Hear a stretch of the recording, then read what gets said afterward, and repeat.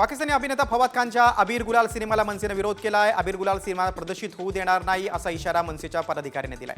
फवाद खान 8 वर्षांनंतर अबीर गुलाल सिनेमातून बॉलिवूडमध्ये पुनरागमन करतोय, मात्र मनसेने त्याला विरोध केला। या चित्रपटात फवाद खान आणि वाणी कपूर यांच्या प्रमुख भूमिका आहेत। त्यांचा विचार आहे, पण तो बिलकुल प्रदर्शित होऊ देणार नाही या आमच्या भूमिकेवर आम्ही ठाम आहोत। पाकिस्तानी कलाकारांना घेऊन कुठल्याही प्रकारचा चित्रपट रिलीज होणार नाही। तसं बघायला तर नाही घेतलं जात, पण काही लोक आहेत त्यांना मध्ये मध्ये किडे त्यांच्यात हे होतात की मध्ये मध्ये अनाऊन्समेंट करतात। मागच्या वर्षी देखील एकाने प्रयत्न केला होता, तो देखील आम्ही आणून पाडला होता। आणि ह्या वेळेला देखील त्यांचा तर्का विचार असेल तर इकडे यंत्रणा लागते ना रिलीज करण्यासाठी, ती कुठून आणणार? इकडे जर का कोणी डिस्ट्रीब्यूट किंवा काय करण्याचा प्रयत्न केला, त्यांचं इकडचं देखील काम बंद करून टाकू आम्ही।